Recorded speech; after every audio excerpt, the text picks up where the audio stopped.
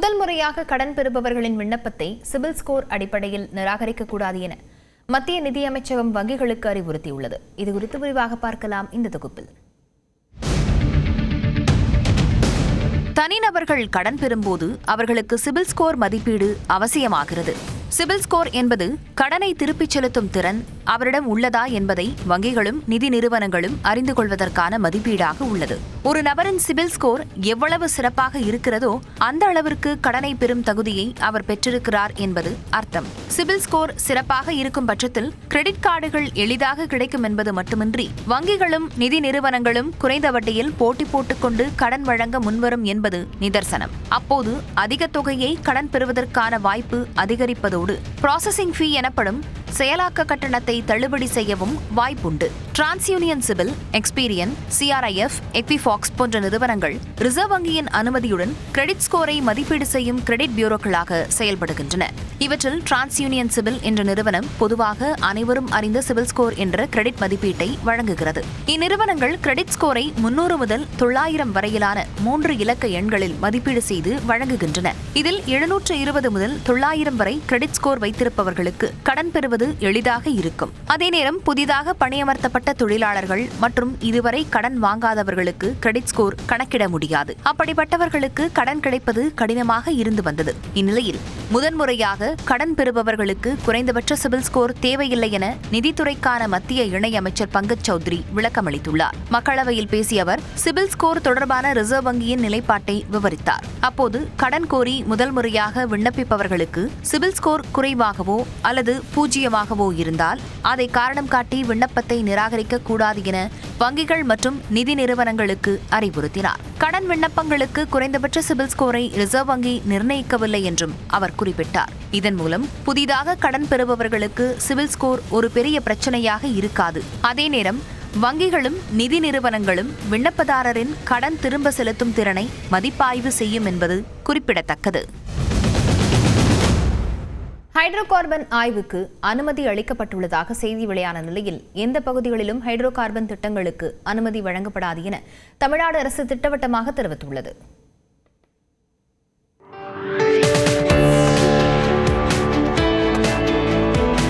ராமநாதபுரம் மாவட்டத்தில் hydro carbon கிணறுகளை அமைக்க ONGC நிறுவனம் மத்திய அரசிடம் விண்ணப்பித்திருந்தது.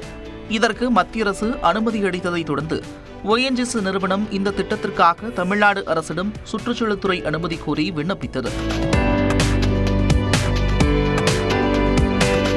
இந்நிலையில் ராமநாதபுரம் மாவட்டத்தில் தனிச்சயம், பேய்குளம், வேப்பங்குளம், பூக்குளம், வல்லக்குளம், பனையடியந்தல் உள்ளிட்ட 20 இடங்களில் ஹைட்ரோ கார்பன் கிணறுகள் அமைக்க மாநில சுற்றுச்சூழல் தாக்க மதிப்பீட்டு ஆணையம் அனுமதி வழங்கியது. எண்ணெய் மற்றும் எரிவாயு எடுக்கும் பணிக்காக 2000 மீட்டர் முதல் 3000 மீட்டர் ஆழத்தில் 20 சோதனை கிணறுகள் அமைக்கவும் அனுமதி வழங்கப்பட்டது. இதனால் விவசாயிகளுக்கு ஏற்படும் பாதிப்புகள் குறித்து ஆய்வு செய்ய வேண்டும் என்று தமிழ்நாடு அறிவியல் இயக்கத்தைச் சேர்ந்த சேதுராமன் வலியுறுத்தினார். இந்த அனுமதி கேட்கப்பட்டிருக்கக்கூடிய இடங்களில் மிக முக்கியமாக விவசாய நிலங்களும் இருக்குது அப்படின்னு தான் தெரிகிறது. குறிப்பாக வைகை நதியினுடைய படுகைகள் அங்கே அந்த முகத்வாரம், கடல் முகத்வாரத்து பகுதியில் அந்த இடங்கள் இருப்பதை நம்ம பார்க்குறோம். அதே போல் இன்றைக்கு கொடுக்கப்பட்டிருக்கக்கூடிய இந்த சோதனைகள் வெற்றி பெற்றால் நாளைக்கு உற்பத்தி கிணறுகளாக இது மாற்றி அமைக்கப்பட்டால் அதிகமான எண்ணெய் கிணறுகள் வருவதற்கான வாய்ப்பு இருக்குது. அப்படி வரும்போது இது ஏற்கனவே அவர்களுக்கு வழங்கப்பட்டிருக்கக்கூடிய கடல் பகுதியிலையும் வரதுக்கான வாய்ப்பு இருக்குது. காவிரி டெல்டா பகுதி எப்படி பாதுகாக்கப்பட்ட வேளாண் மண்டலமாக அறிவிக்கப்பட்டு இங்கே எண்ணெய் எடுப்பு பணிகளுக்கு எப்படி ஒரு தடுப்பு இருக்கோ அந்த அடிப்படையில் இன்றைக்கு விவசாய நிலங்கள்லையும் இது போன்ற திட்டங்கள் செயல்படுத்துவது அரசு அதற்கான முயற்சிகள் எடுக்கணும், அதை பரிசீலனை பண்ணணுன்றதை நம்மளோட கோரிக்கையாக எடுக்கிறோம். மேலும் மீன்வளம் பாதிக்கப்படும் என்று மீனவர்களும் குற்றம் சாட்டினர். இது மீனவர்களுக்கு பேரடியாக இருக்குது. ஏற்கனவே இந்த ராமநாதபுரம் மாவட்ட மீனவர்கள் பல்வேறு இன்னல்களை சந்தித்து வர்றாங்க. ஒரு பக்கம் கடலில் நாசகார திட்டங்கள் செயல்படுத்தி கடல் வளங்கள் முழுமையாக அழிஞ்சு போச்சு, மீன்வளம் இல்லாமல் கஷ்டப்படுறோம். ரெண்டாவது இந்த இலங்கை கடற்படையால் டெய்லி படகுகள் பிடிப்படுறது, மீனவர்கள் சிறைப்படுத்தப்படணும், இது போன்ற பிரச்சனைகள் நிறையா சந்திச்சுக்கிட்டு இருக்கோம். இப்படி உள்ள ஒரு நெருக்கடியான சூழ்நிலையில் இது போன்று 20 மீத்தேன் கிணறுகளை கடலில் அமைக்கும் பட்சத்தில் மீன்கள் வளம் சுத்தமாக அழிக்கப்படும். ஹைட்ரோ கார்பன் திட்டத்திற்கான அனுமதியை திரும்பப் பெறும்படி மாநில சுற்றுச்சூழல் தாக்க மதிப்பீட்டு ஆணையத்தை தமிழக அரசு வலியுறுத்த வேண்டும் என்று பாமக தலைவர் அன்புமணியும் மதிமுக பொதுச் செயலாளர் வைகோவும் கோரிக்கை விடுத்தனர். இந்நிலையில் தமிழ்நாடு சுற்றுச்சூழல் துறை அமைச்சர் தங்கம் தென்னரசு வெளியிட்டுள்ள அறிக்கையில் தமிழ்நாட்டில் எந்த பகுதிகளிலும் ஹைட்ரோ கார்பன் திட்டத்திற்கு அரசு அனுமதி வழங்காது என்று உறுதிபட தெரிவித்துள்ளார். மாநில சுற்றுச்சூழல் தாக்க மதிப்பீட்டு ஆணையமே நேரடியாக சுற்றுச்சூழல் அனுமதி வழங்கியுள்ள செய்தி தமிழ்நாடு அரசின் கவனத்திற்கு வந்துள்ளதாக கூறியுள்ள அமைச்சர், ONGC நிறுவனத்திற்கு வழங்கப்பட்ட அனுமதியை உடனே திரும்பப் பெற மாநில சுற்றுச்சூழல் தாக்க மதிப்பீட்டு ஆணையத்திற்கு தமிழ்நாடு அரசு உத்தரவிட்டிருப்பதாகவும் விளக்கியுள்ளார். விவசாயிகளை பாதிக்கும் எந்த ஒரு திட்டத்தையும் அரசு அனுமதிக்காது என்பது தமிழ்நாடு முதலமைச்சரின் திடமான கொள்கை என்று கூறியுள்ள அமைச்சர் தங்கம் தென்னரசு, தற்போது மட்டுமின்றி எதிர்காலத்திலும் ஹைட்ரோ கார்பன் திட்டத்திற்கு தமிழ்நாடு அரசு அனுமதி வழங்காது என்று திட்டவட்டமாக கூறியுள்ளார். குடியரசு துணைத் தலைவர் தேர்தலில் தமிழர் என்ற முகமூடியில் பாஜக ஆதரவு கேட்பதாக முதலமைச்சர் மு.க. ஸ்டாலின் விமர்சித்துள்ளார்.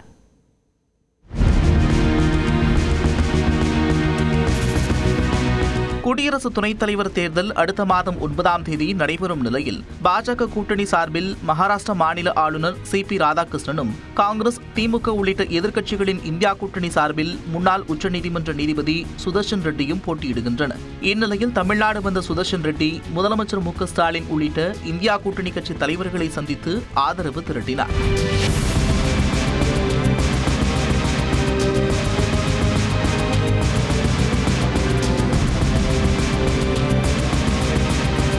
அப்போது பேசிய முதலமைச்சர் மு.க. ஸ்டாலின், அரசியல் சாசனத்தை காக்க சுதர்ஷன் ரெட்டி தேவைப்படுவதாகவும் சிலர் தமிழர் என்ற முகமூடி அணிந்து ஆதரவு கேட்பதாகவும் கூறினார். தமிழர் என்ற முகமூடி அணிஞ்சு ஆதரவு கேட்கிறாங்க. இதெல்லாம் ரொம்ப பழைய ட்ரிக்கு. தனி மனிதர்களை விட தத்துவங்கள் தான் அரசியலை வழிநடத்தும். சுதர்ஷன் ரெட்டியை நக்சல் ஆதரவாளர் என்று மத்திய உள்துறை அமைச்சர் அமித்ஷா குறிப்பிட்டது குறித்தும் முதலமைச்சர் விமர்சித்தார். முன்னாள் உச்சநீதிமன்ற நீதியரசரை மாண்புமிகு உள்துறை அமைச்சர் என்னன்னு விமர்சிக்கிறார், நக்சல்னு சொல்லுகிறார். ஒரு உள்துறை அமைச்சர் தன்னுடைய பொறுப்பை மறந்து ஒரு முன்னாள் நீதியரசரை பற்றி அபாண்டமாக பேசியிருக்கிறார். அவங்களால தீவிரவாதத்தை ஒழிக்க முடியல.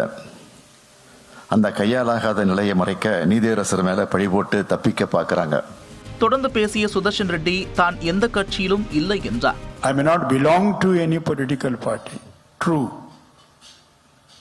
I don't belong to any political party. I don't intend to join any political party. But to say that I have nothing to do with politics would amount to saying that I have nothing to do with democracy.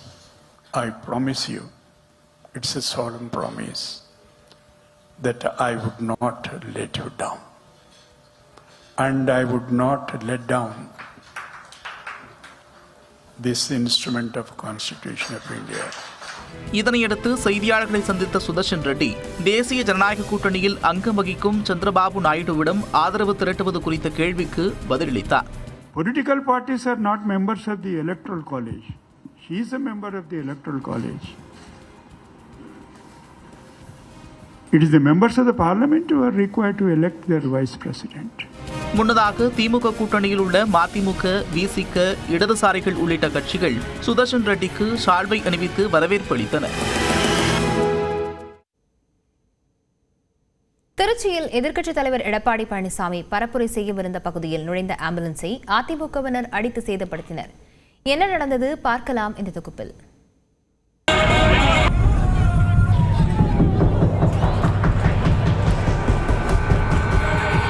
துறையூரில் AIADMK பொதுச் செயலாளர் எடப்பாடி பழனிசாமியை வரவேற்க தொண்டர்கள் குவிந்திருந்த போது கூட்டத்திற்குள் ambulance ஒன்று நுழைந்தது. அதனை தடுத்து நிறுத்தி ஆவேசமடைந்ததால் பரபரப்பான சூழல் ஏற்பட்டது.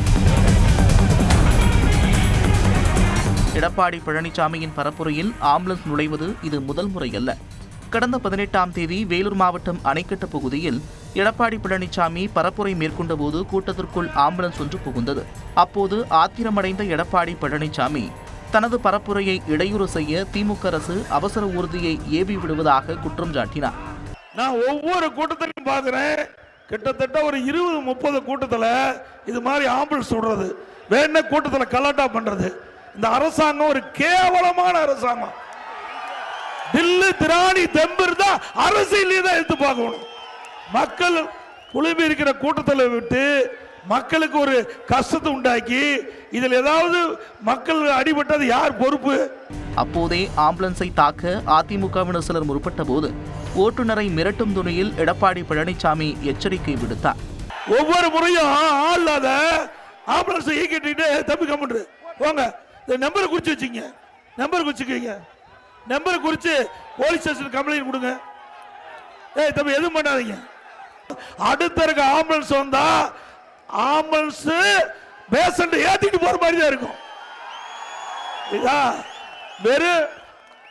வெறும் வண்டி ஆம்புலன்ஸ் வந்தா அது யார் ஓட்டிட்டு வராங்களோ அவர் பேஷண்டா மாதிரி ஹாஸ்பிட்டலுக்கு போக வேண்டிய நிலைமை ஆயிடும். இந்நிலையில் திருச்சி துறையூர் பேருந்து நிலையம் அருகே எடப்பாடி பழனிசாமியின் பரப்புரை கூட்டம் நடைபெற்றது. எடப்பாடி பழனிசாமி வருவதற்கு சிறிது நேரத்திற்கு முன்பு சாலையில் அதிமுக தொண்டர்கள் கூடியிருந்த நிலையில் அந்த வழியாக கூட்டத்திற்கு நடுவே ஆம்புலன்ஸ் ஒன்று நுழைந்தது. அதனை தடுத்து நிறுத்திய அதிமுகவினர் ஆம்புலன்ஸின் பின்பக்க கதவை திறந்து பார்த்தபோது உள்ளே நோயாளி இல்லாததை உறுதி செய்தனர். இதனையடுத்து ஆம்புலன்ஸை சேதப்படுத்திய அதிமுகவினர் ஓட்டுநரையும் தாக்கியதால் பரபரப்பான சூழல் ஏற்பட்டது. இதனையடுத்து காயமடைந்த ஓட்டுநர் செந்தில்குமார் மருத்துவமனையில் அனுமதிக்கப்பட்டார். அதிமுக கூட்டத்திற்குள் ஒருவர் மயங்கி விழுந்ததாக அழைப்பு வந்ததால் அங்கே சென்றதாகவும், தன்னை மட்டுமல்லாது 8 மாத கர்ப்பிணியாக இருக்கும் ஆம்புலன்ஸ் உதவியாளரையும் அதிமுகவினர் தாக்கியதாக ஓட்டுநர் செந்தில்குமார் கூறியுள்ளார். துறையூரில் எடப்பாடி கூட்டம் போட்டிருந்தாரு. அந்த கூட்டத்துக்கு வந்தவங்க மயக்கம் போட்டு விழுந்துட்டாங்க அப்படின்னு சொல்லி எம்எஸ்கே மண்டபத்துக்கிட்ட அப்படின்னு சொல்லி கால் வந்தது, அழைப்பு வந்தது. அவரை காப்பாற்றுறதுக்காக போனாங்க. எங்களை அந்த பொதுமக்களாக பப்ளிக்கை திறந்து இருந்தவங்க எதுக்காக அந்த யார் ஃபோன் பண்ண அவங்களுக்கு, நீ எப்படி இங்கே வரலாம், எங்கள் கூட்டத்தை இழைக்கிறதுக்காக நீங்கள் வந்திருக்கீங்க அப்படின்னு சொல்லிட்டு வண்டியை தாக்கி வண்டியை எல்லாம் சேதாரம் பண்ணிட்டாங்க. போன எங்களையும் என்னையே என் கூட வேலை பார்க்குற டெக்னீஷியனையும் தாக்கி தகாத வார்த்தைகளால் திட்டி அவங்க தாக்குனதுனால நெஞ்சு வலி எடுத்துட்டு கை வலி எடுத்துருச்சு. அவங்க டெக்னீஷியன் அவங்களே வந்து ஷாலு போட்டு எல்லாத்தையும் சேர்த்து பிடிச்சி இழுத்து அந்த பொண்ணையும் வெளியில் பிடிச்சி இழுத்து அந்த கன்சிவாக இருக்காங்க, வேறு 8 மாதமாக இருக்காங்க. அவங்களையும் பிடிச்சி தகாத வார்த்தையில் திட்டி அவங்களையும் பிடிச்சி எல்லாம் வெளியில் டோரை பிடிச்சி இழுத்து வெளியில் எடுத்து அந்த பொண்ணுக்கும் நெக் பெயின் எடுத்து ஷோல்டர் பெயின் எடுத்து அவங்களும் முடியாமல் படுத்துருக்காங்க. வேண்டுமென்றே ஆம்புலன்ஸுகளை அனுப்புவதாக எடப்பாடி பழனிசாமி பேசியதன் நீட்சியாக தற்போது ஆம்புலன்ஸ் ஓட்டுநரும் பெண் உதவியாளரும் தாக்கப்பட்டது அதிர்ச்சியை ஏற்படுத்தியுள்ளது. இந்நிலையில் ஆம்புலன்ஸை மறித்து தாக்குதல் நடத்தப்பட்டது குறித்து துறையூர் காவல் நிலையத்தில் வழக்கு பதிவு செய்யப்பட்டு விசாரணை நடைபெற்று வருகிறது. ஒரு நிமிட செய்தி தொகுப்புகள் சிலவற்றை பார்க்கலாம். அண்ணா பல்கலைக்கழக பொறியியல் துணை கலந்தாய்வில் 7,964 இடங்கள் நிரம்பிய நிலையில் நடப்பாண்டில் 33,752 இடங்கள் காலியாக உள்ளன. அண்ணா பல்கலைக்கழகத்தின் கீழ் செயல்படும் 423 பொறியியல் கல்லூரிகளில் சேருவதற்கு கடந்த மாதம் 7ஆம் தேதி கலந்தாய்வு தொடங்கியது. 3 சுற்றுகளாக நடந்த கலந்தாய்வு கடந்த 20ஆம் தேதியுடன் நிறைவடைந்த நிலையில் 21ஆம் தேதி துணை கலந்தாய்வு தொடங்கியது. இதில் ஆன்லைன் மூலம் 20,662 பேர் விண்ணப்பித்திருந்த நிலையில் 7,964 இடங்கள் நிரம்பின. பொது கலந்தாய்வு மற்றும் துணை கலந்தாய்வு மூலம் ஒட்டுமொத்தமாக 1,53,445 இடங்கள் நிரம்பியதாக அண்ணா பல்கலைக்கழகம் தெரிவித்துள்ளது. அந்த வகையில் நடப்பாண்டு நிரப்பப்பட்ட இடங்கள் போக 33,072 இடங்கள் காலியாக உள்ளன. முந்தைய ஆண்டை காட்டிலும் நடப்பாண்டில் பொறியியல் கலந்தாய்வில் அதிக இடங்கள் நிரம்பியிருப்பது குறிப்பிடத்தக்கது. உளவியல், உடல்நலம் சார்ந்த பட்டப்படிப்புகளை தொலைதூர கல்வி மற்றும் ஆன்லைன் மூலம் கற்பதற்கு பல்கலைக்கழக மானியக்குழு தடை விதித்துள்ளது. தேசிய துணை சுகாதார தொழில்முறை ஆணைய சட்டத்தின் கீழ் வரும் பட்டப்படிப்புகளுக்கான வழிமுறைகளில் பல்கலைக்கழக மானியக்குழு சில திருத்தங்களை மேற்கொண்டுள்ளது. அதன்படி உளவியல், ஊட்டச்சத்து, உடல்நலம் சார்ந்த பட்டப்படிப்புகளை தொலைதூர கல்வி மற்றும் ஆன்லைன் மூலம் படிக்க தடை விதிக்கப்பட்டுள்ளது. இதேபோன்று மைக்ரோபயாலஜி எனப்படும் நுண்ணுயிரியல், பயோடெக்னாலஜி எனப்படும் உயிரி தொழில்நுட்பம் உள்ளிட்ட பட்டப்படிப்புகளையும் தொலைதூர கல்வி மற்றும் ஆன்லைன் மூலம் கற்பதற்கு பல்கலைக்கழக மானியக்குழு தடை விதித்துள்ளது. நடப்பு கல்வியாண்டு முதலே இந்த விதிகள் அமலுக்கு வருவதாக குறிப்பிட்டுள்ள UGC, உடல்நலம் சார்ந்த படிப்புகளுக்கான தேவை அதிகரித்திருக்கும் நிலையில் அதன் தரத்தில் சமரசம் செய்ய முடியாது என விளக்கமளித்துள்ளது.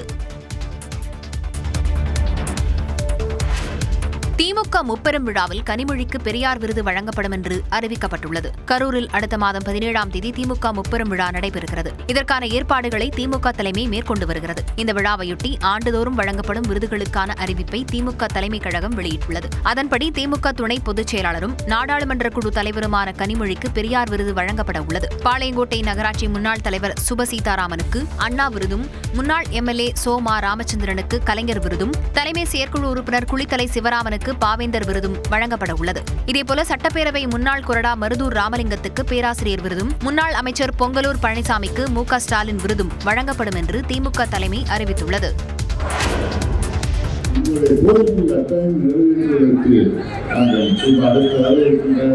ஆட்சி அது நமது கூட்டணி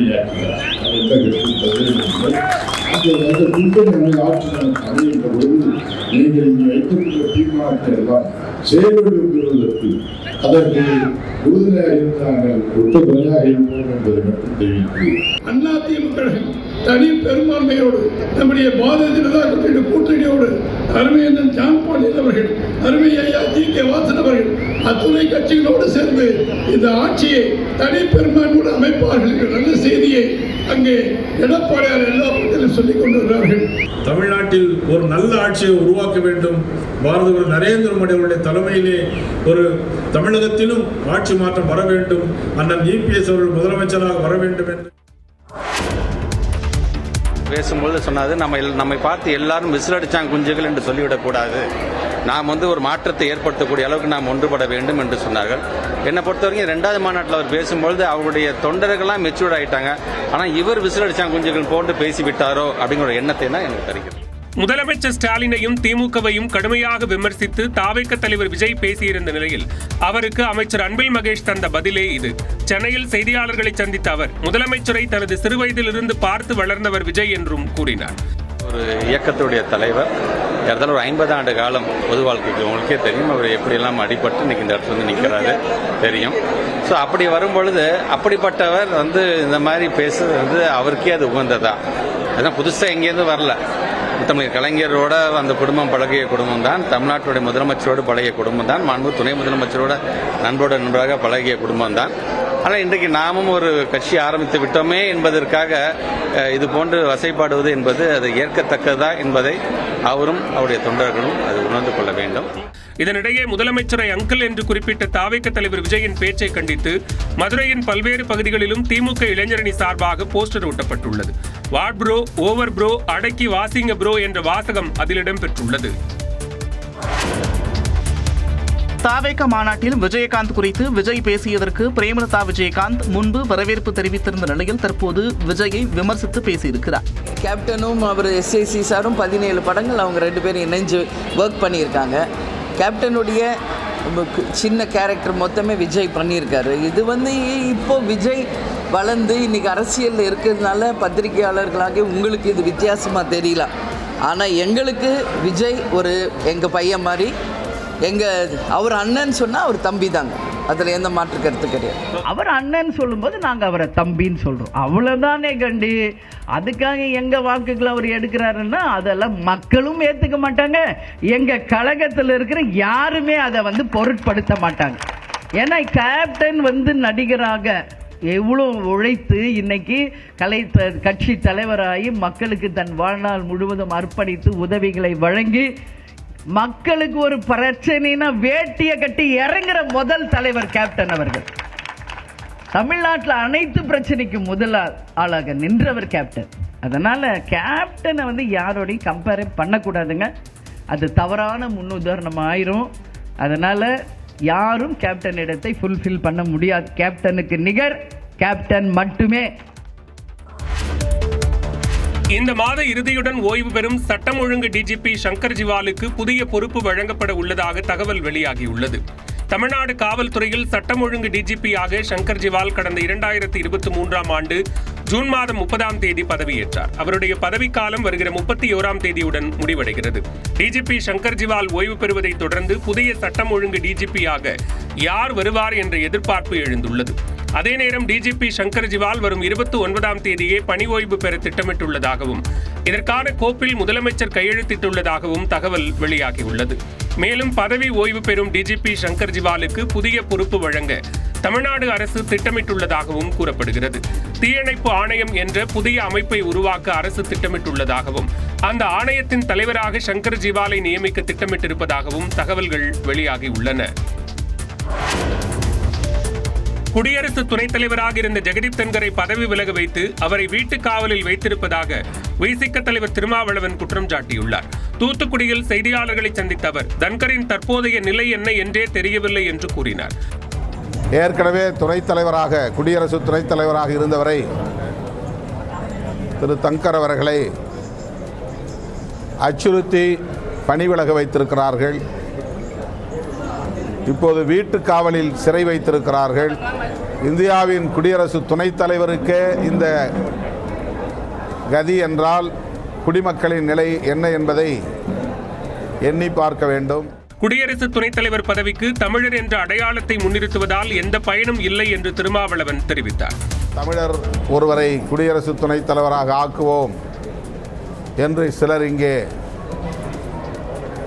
குரல் எழுப்ப ஆரம்பித்திருக்கிறார்கள். தமிழ்நாட்டுக்கான துணைத் தலைவர் பதவி அல்ல இது, இந்தியாவுக்கான துணைத் தலைவர் பதவி.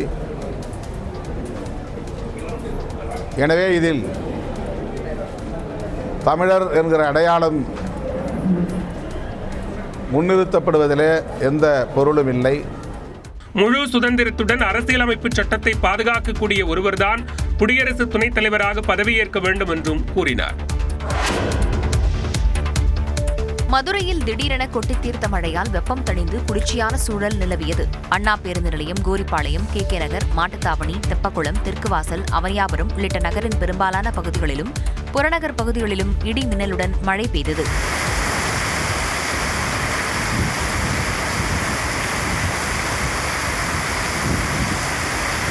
இதேபோன்று கடலூர் மாவட்டம் சிதம்பரம் சுற்றுவட்டார பகுதிகளில் இடி மின்னலுடன் கூடிய கனமழை பெய்தது. குறிப்பாக அண்ணாமலை நகர், பரங்கிப்பேட்டை, புதுச்சத்திரம், முட்லூர், நெடுஞ்சேரி ஆகிய இடங்களில் நேற்றிரவு காற்றுடன் கூடிய கனமழை பெய்தது.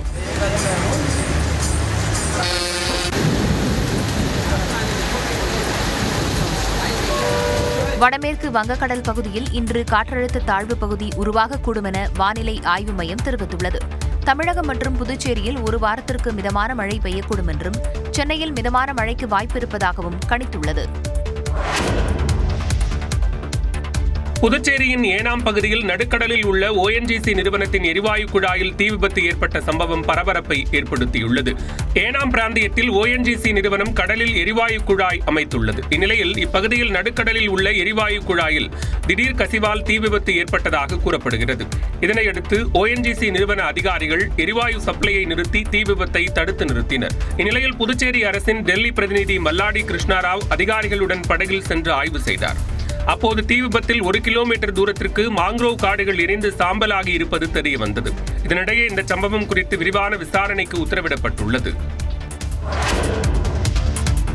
போதைப்பொருள் ஒழிப்பு நடவடிக்கையாக கோவையில் கல்லூரி மாணவர்கள் தங்கியுள்ள இடங்களில் காவல்துறையினர் நடத்திய அதிரடி சோதனையில் குற்றப்பின்னணி கொண்ட வெளிநாட்டைச் சேர்ந்தவர் உட்பட 13 பேர் பிடிபட்டனர். கோவையில் கல்லூரி மாணவர்கள் பலர் கஞ்சா பயன்படுத்துவதாக காவல்துறையினருக்கு ரகசிய தகவல் கிடைத்தது. அதன் அடிப்படையில் கோவில்பாளையம், செட்டிப்பாளையம், மதுக்கரை உள்ளிட்ட இடங்களில் கல்லூரி மாணவர்கள் தங்கியுள்ள இடங்களில் காவல்துறையினர் அதிரடி சோதனையில் ஈடுபட்டனர். மாவட்டம் முழுவதும் 90 குழுக்கள் அமைக்கப்பட்டு தீவிர சோதனை நடத்தப்பட்டது. இதில் 6 கிலோ கஞ்சா, 52 கிலோ குட்கா, கத்தி உள்ளிட்ட 8 ஆயுதங்கள், 46 இருசக்கர வாகனங்கள் மற்றும் கார் ஒன்றும் பறிமுதல் செய்யப்பட்டது. அதனைத் தொடர்ந்து செய்தியாளர்களிடம் பேசிய மாவட்ட காவல் கண்காணிப்பாளர் கார்த்திகேயன், மாணவர்கள் தங்கியிருக்கும் அறைகளில் குற்றப்பின்னணி கொண்டவர்களும் தஞ்சமடைந்திருப்பதாக தெரிவித்தார். மேற்கும் இந்த அக்யூஸ்டுங்க மற்றும் சஸ்பெக்ட் பிடிச்சவங்கள தீர விசாரித்து இவங்களுக்கு இந்த போதைப் பொருள் எங்கேருந்து வருது, யார் சப்ளை பண்ணுறா, இதில் வேறு யாரெல்லாம் இன்வால்வ் இருக்காங்க அவங்களெலாம் வந்து விசாரிச்சுட்டு மேற்கொண்டு கைது நடவடிக்கை மேற்கொள்ளப்படும். பொள்ளாச்சி அருகே கிணத்துக்கடவு பகுதியில் அரசு பள்ளியில் பாலியல் குற்றச்சாட்டுக்குள்ளான 2 ஆசிரியர்கள் மீது வழக்கு பதிவு செய்யப்பட்டிருப்பதாகவும் கார்த்திகேயன் தெரிவித்தார்.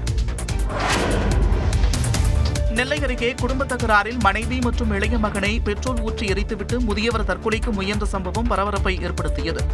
முன்னீர் பள்ளத்தைச் சேர்ந்த சகரியாவும் அவரது மனைவி மெர்சியும் குடும்ப தகராறு காரணமாக பேசிக்கொள்ளாமல் ஒரே வீட்டில் தங்கி வந்ததாக தெரிகிறது. இந்நிலையில் கணவர் சகரியாவை அழைக்காமலேயே தனது மூத்த மகன் ஹென்ரிக்கு மெர்சி திருமணம் செய்து வைத்ததாக கூறப்படுகிறது. இதில் ஏற்பட்ட ஆத்திரத்தில் மெர்சியுடன் சகரியா வாக்குவாதத்தில் ஈடுபட்டுள்ளார். அப்போது சண்டையை தடுக்க வந்த இளைய மகன் ஹார்லி வினோவும் தாய்க்கு ஆதரவாக தந்தையிடம் வாக்குவாதம் செய்ததாக தெரிகிறது. இதில் மேலும் ஆத்திரமடைந்த சகரியா மெர்சி மற்றும் ஹார்லி வினோவையும் அறையில் பூட்டி வைத்து பெட்ரோல் ஊற்றி உயிருடன் எரித்துள்ளார். மேலும் மீதமுள்ள பெட்ரோலை தன் மீதும் ஊற்றி சகரியா தற்கொலைக்கு முயன்றுள்ளார். இதுகுறித்து தகவல் அறிந்து வந்த தீயணைப்பு மற்றும் போலீசார் மூவரையும் மீட்டு மருத்துவமனையில் அனுமதித்தனர். இதில் மெர்சி மற்றும் ஹார்லி வினோவும் உயிரிழந்த நிலையில் 70% தீக்காயங்களுடன் சகரியா சிகிச்சை பெற்று வருகிறார். ககன்யான் திட்டத்தின் முதல் ஒருங்கிணைந்த சோதனையை வெற்றிகரமாக நிறைவு செய்துள்ளதாக இந்திய விண்வெளி ஆராய்ச்சி நிறுவனமான இஸ்ரோ தெரிவித்துள்ளது. மனிதர்களை விண்வெளிக்கு அனுப்பும் இந்தியாவின் கனவு திட்டமான ககன்யானை 2028ஆம் ஆண்டிற்குள் செயல்படுத்த இந்திய விண்வெளி ஆராய்ச்சி நிறுவனமான இஸ்ரோ திட்டமிட்டுள்ளது. முதற்கட்டமாக இந்த ஆண்டு இறுதியில் பயோமித்ரா எனப்படும் மனித வடிவ பெண் ரோபோவை விண்ணுக்கு அனுப்ப இஸ்ரோ திட்டமிட்டுள்ளது.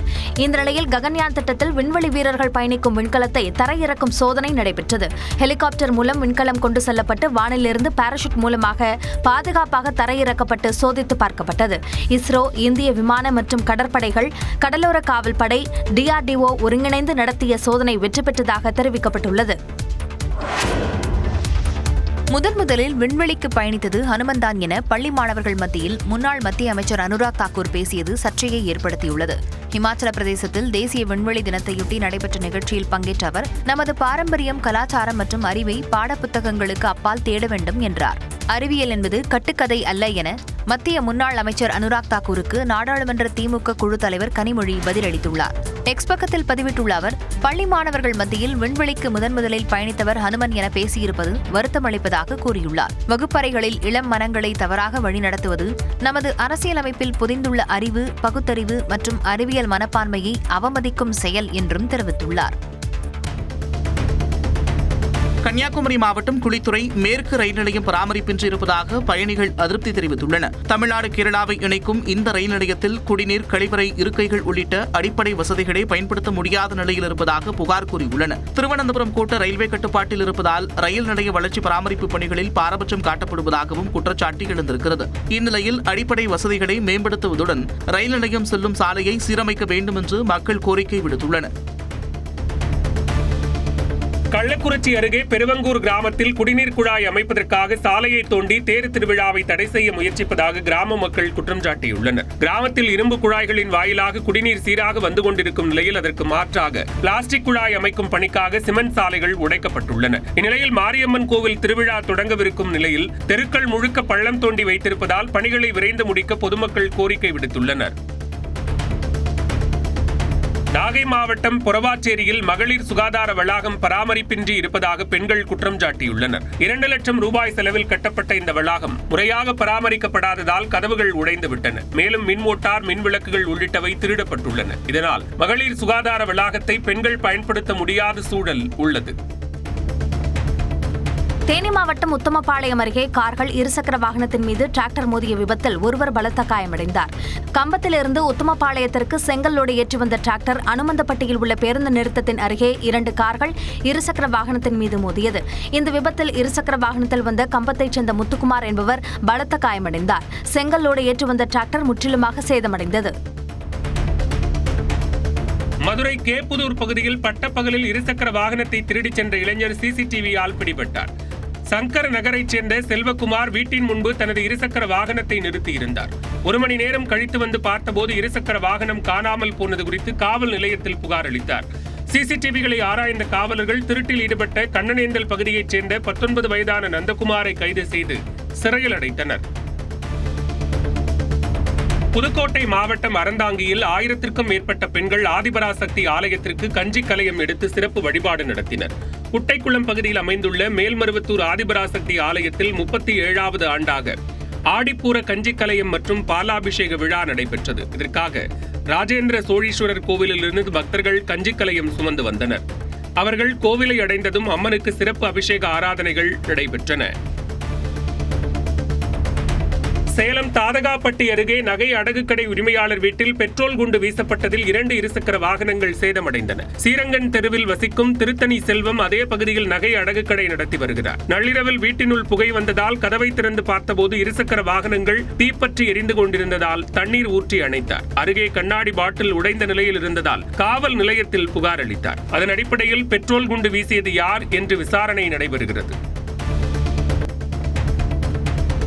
சேலம் அருகே பணம் பறிக்கும் நோக்கத்தில் கல்லூரி மாணவரை நிர்வாணப்படுத்தி தாக்கிய விவகாரத்தில் 2 பேர் பிடிபட்டனர். சேலம் புதிய பேருந்து நிலையம் அருகே உள்ள பாரில் மதுபானம் அருந்திய ஷாஜகான், யுவக்குமார், பிரதாப் ஆகியோர் அங்கிருந்த கல்லூரி மாணவரிடம் பேச்சு கொடுத்து அத்திமரத்து ஊத்து பகுதிக்கு அழைத்துச் சென்றனர். மாணவரை நிர்வாணப்படுத்தி தாக்கி வீடியோ எடுத்த அவர்கள் அதனை காட்டி பணம் பறிக்க முயன்றனர். இந்த நிலையில் மாணவர் அளித்த புகாரின் பேரில் யுவக்குமார், பிரதாப்பை கைது செய்த காவலர்கள் ஷாஜகானை தேடி வருகின்றனர். கிருஷ்ணகிரி மாவட்டம் மத்தூர் அருகே இருசக்கர வாகனத்தின் மீது சரக்கு லாரி மோதிய விபத்தில் 22 வயது இளைஞர் பரிதாபமாக உயிரிழந்தார். பெங்களூரு பகுதியில் காய்கறி மார்க்கெட்டில் லோடு வாகன ஓட்டுநராக உள்ள சிலம்பரசன் என்பவர் தனது அத்தை வீட்டு புதுமனை புகுவிழாவில் பங்கேற்க இருசக்கர வாகனத்தில் சென்றிருக்கிறார். சோனராளி என்னும் பகுதியில் சென்றபோது எதிரே வந்த சரக்கு லாரி மோதியதில் சிலம்பரசன் நிகழ்விடத்திலேயே உயிரிழந்தார். புதுக்கோட்டை மாவட்டம் ஆவுடையார் கோவில் அருகே கண்டெடுக்கப்பட்ட மகாவீரர் சிற்பத்தை வருவாய்த்துறையினர் மீட்டுச் செல்ல கிராம மக்கள் எதிர்ப்பு தெரிவித்தனர். கடந்த வாரத்தில் வெள்ளாளவயல் சுப்பிரமணியார் கோவில் அருகே கருவேல முட்புதரில் கிடைத்த பெரிய கருங்கல் சிற்பத்தை ஆய்வு செய்த மாவட்ட தொல்லியல் ஆய்வுக் கழகத்தினர் அந்த சிலை 1000 ஆண்டுகள் பழமையான மகாவீரர் சிற்பம் என கண்டறிந்தனர். இந்நிலையில் சிலையை அருங்காட்சியகத்திற்கு கொண்டு செல்ல வருவாய்த்துறையினர் முயற்சிக்கு எதிர்ப்பு தெரிவித்துள்ள கிராம மக்கள் கருவேலங்காட்டுக்குள் சென்று மகாவீரர் சிலைக்கு பூஜைகள் செய்து வழிபட்டனர். ஈரோடு அருகே எழுமாத்தூரில் தென்னை விவசாயிகள் ஆலோசனை கூட்டம் நடைபெற்றது. தமிழ்நாட்டின் பல்வேறு பகுதிகளைச் சேர்ந்த விவசாய அமைப்புகளின் நிர்வாகிகள் கலந்து கொண்டு தேங்காய் விலை வீழ்ச்சியை கட்டுப்படுத்த மேற்கொள்ள வேண்டிய நடவடிக்கை குறித்து ஆலோசனை மேற்கொண்டனர். மேலும் தென்னை விவசாயிகள் வாழ்வாதாரத்தை பாதுகாக்கும் விதமாக தமிழ்நாடு அரசு நியாய விலை கடைகள் மூலம் தேங்காய் எண்ணெய் விநியோகம் செய்ய வேண்டும் என்று தீர்மானம் நிறைவேற்றினர்.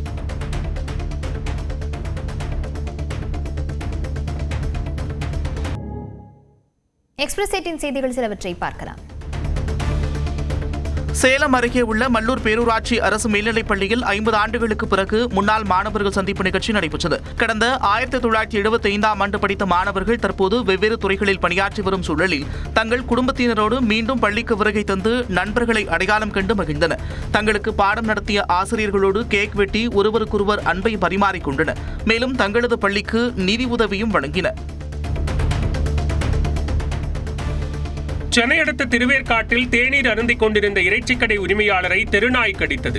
ஈஸ்வரன் நகர் பகுதியைச் சேர்ந்த வடிவேல் இறைச்சிக்கடைக்கு செல்லும் வழியில் டீ கடையில் தேநீர் அருந்தினார். அப்போது அங்கு வந்த நாய் திடீரென வடிவேலுவை கடித்தது. இதில் காயமடைந்த வடிவேல் ஆவடி மருத்துவமனையில் அனுமதிக்கப்பட்டார். தெருநாய்க்கடி சம்பவம் அதிகரித்து வரும் நிலையில் அதிகாரிகள் நடவடிக்கை எடுக்க மக்கள் கோரிக்கை விடுத்துள்ளனர். ராமேஸ்வரம் ராமநாத சுவாமி கோவிலில் இயக்குனர் ஹரி 22 புனித தீர்த்தங்களில் நீராடி சாமி தரிசனம் செய்தார். அவருடன் ஏராளமான பக்தர்கள் செல்ஃபி எடுத்துக் கொண்டனர்.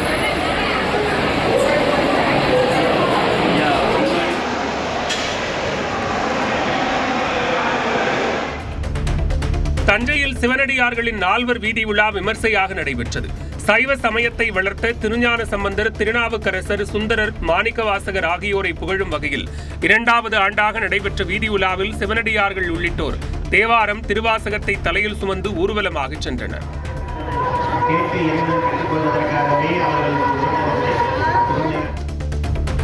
தேனி மாவட்டம் ஆண்டிப்பட்டி அருகே காதல் மனைவி விட்டுச் சென்றதால் விரக்தியில் இளைஞர் தற்கொலை செய்து கொண்டார். சித்தார்பட்டி கிராமத்தைச் சேர்ந்த பிரதீப் அதே பகுதியைச் சேர்ந்த இளம்பெண் ஒருவரை காதலித்து கடந்த 20ஆம் தேதியன்று திருமணம் செய்து கொண்டுள்ளார். இதனிடையே பெண்ணின் தாய் கொடுத்த புகாரில் காதல் ஜோடியை காவலர்கள் அழைத்து சென்று விசாரணை நடத்தியுள்ளனர். இதனையடுத்து அந்த பெண் தாயுடன் செல்வதாக கூறி சென்று விட்டதாக கூறப்படுகிறது. நெல்லை கேடிசி நகரில் கார் கவிழ்ந்த விபத்தில் 2 பேர் உயிரிழந்தனர். சுரேஷ் என்பவர் தனது மனைவி வருணா 2 மகள்களோடு காரில் தூத்துக்குடி நோக்கி பயணித்தார். கேடிசி நகர் சர்வீஸ் சாலையில் கட்டுப்பாட்டை இழந்த கார் சாலை தடுப்பில் மோதி தலைக்குப்புற கவிழ்ந்தது. அப்போது சாலையோரம் நடந்து சென்ற மலர் என்பவர் மீது கார் மோதியதில் அவர் சம்பவ இடத்திலேயே உயிரிழந்தார். காரில் இருந்து படுகாயத்துடன் மீட்கப்பட்ட 4 பேரும் மருத்துவமனைக்கு கொண்டு செல்லப்பட்ட நிலையில் வருணா சிகிச்சை பலனளிக்காமல் உயிரிழந்தார். விருதுநகர் மாவட்டம் சிவகாசி அருகே தெருநாய்கள் கடித்ததில் 15 பேர் பலத்த காயமடைந்தனர். பெரிய பொட்டல்பட்டி, எம் புதுப்பட்டி உள்ளிட்ட பகுதிகளில் 4 வயது 8 வயது சிறுவர்கள், மூதாட்டி உட்பட 15 பேரை தெருநாய்கள் விரட்டி கடித்தன. இதில் காயமடைந்த அனைவரும் சிவகாசி அரசு மருத்துவமனை, எம் புதுப்பட்டி, மாரமேனி ஆரம்ப சுகாதார நிலையங்களில் சிகிச்சை பெற்றனர். இது பொதுமக்களிடையே பீதியை ஏற்படுத்தியுள்ள நிலையில் தெருநாய்களை கட்டுப்படுத்த கோரிக்கை விடுத்துள்ளனர். மதுரை முத்துப்பட்டியில் காதணி விழாவிற்கு தாய்மாமன்கள் கொண்டாட்டமாக சீர்வரிசை எடுத்துச் சென்றது பொதுமக்களுக்கு வியப்பை ஏற்படுத்தியது. சகோதரியின் குழந்தைகளுக்கு வைரத்தோடு, வைரக்கம்மல், 50 சவரன் தங்க நகைகள், 10 லட்சம் ரூபாய் நோட்டுகளில் பணமாலை, 25 லட்சம் ரூபாய் மொய் ஆகியவற்றை தாய்மாமன்கள் வழங்கியுள்ளனர். மேலும் லாரியில் 100 தட்டு சீர்வரிசை, அரிசி மூட்டைகள், வாழை, பலா, மாம்பழம், ஆப்பிள் மற்றும் ஓராண்டுக்கு வீட்டுக்கு தேவையான மளிகை பொருட்களை 5 டிராக்டர்களில் வைத்து 150 கலைஞர்கள் ஆட்டம் பாட்டத்துடன் ஊர்வலமாக கொண்டு சென்று விழாவை சிறப்பித்தனர். ஜம்மு காஷ்மீர் மாநிலம் கத்துவாவில் பெய்த கனமழையால் ஆற்றில் வெள்ளம் ஏற்பட்டு அங்குள்ள பாலம் சேதமடைந்தது. தொடர் மழையால் சாகர்காத் ஆற்றில் அபாய எல்லையை தாண்டி வெள்ளம் பெருக்கெடுத்து ஓடியதால் ஜம்மு பதான்கோட் நெடுஞ்சாலையில் உள்ள கத்துவா பாலம் சேதமடைந்தது. இதனால் அங்கு போக்குவரத்து பாதிக்கப்பட்டுள்ளது.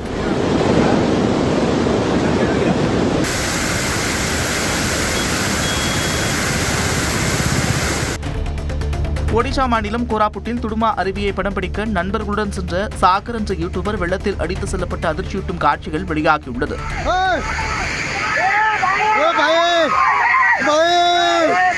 லைட் மோகத்தால் வெள்ளத்தில் அடித்து செல்லப்பட்ட சாகரை தேடும் பணி தொடர்ந்து நடைபெற்று வருகிறது.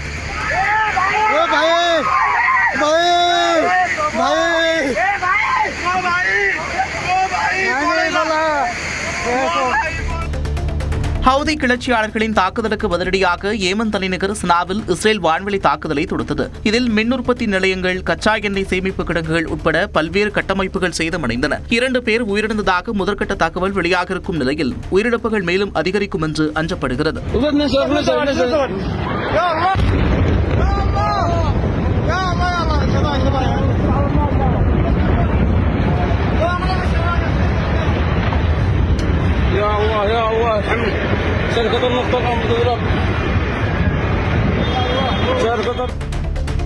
செவ்வாய் கிரகத்தில் வாழ்வதற்கு பயிற்சி பெறுவதற்காக பிரத்யேக இடத்தை நாசா வடிவமைத்துள்ளது. செவ்வாய் கிரக பயணத்திற்கான ஆராய்ச்சியில் நாசா தீவிரம் காட்டி வருகிறது. குறிப்பாக அங்கு மனிதர்கள் வாழ்வது தொடர்பான ஆராய்ச்சியின் அடுத்தபடியாக அந்த கிரகத்தில் உள்ளது போன்று சுமார் 1700 சதுரடி பரப்பளவில் ஒரு இடத்தை நாசா உருவாக்கியுள்ளது. இங்கு அக்டோபர் மாதத்தில் விண்வெளி வீரர்கள் பயிற்சி மேற்கொள்ள உள்ளனர். அவர்கள் ஓராண்டு வரை அங்கு தங்க இருப்பதாக கூறப்படுகிறது.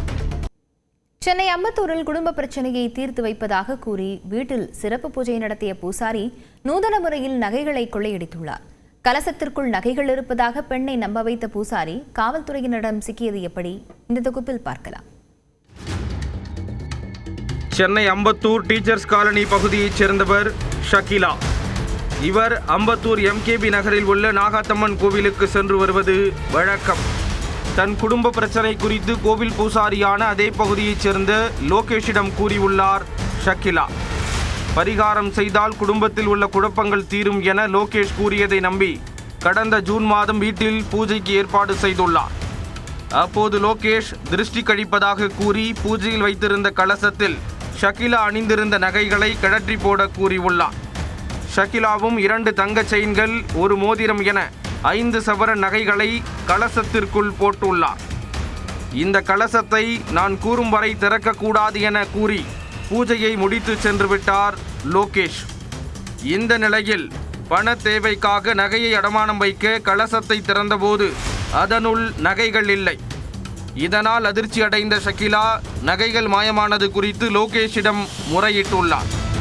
ஆனால் லோகேஷ் ஷகிலாவிற்கு எந்த பதிலும் அளிக்காமல் தப்பிச் செல்வதிலேயே குறியாக இருந்துள்ளார். இது குறித்து அம்பத்தூர் குற்றப்பிரிவில் ஷகிலா அளித்த புகாரை அடுத்து போலீசார் லோகேஷை கைது செய்தனர். அவர் அடகு வைத்திருந்த 5 சவரன் நகைகளையும் பறிமுதல் செய்தனர். லோகேஷை அம்பத்தூர் நீதிமன்றத்தில் ஆஜர்படுத்தி புழல் சிறையில் அடைத்தனர்.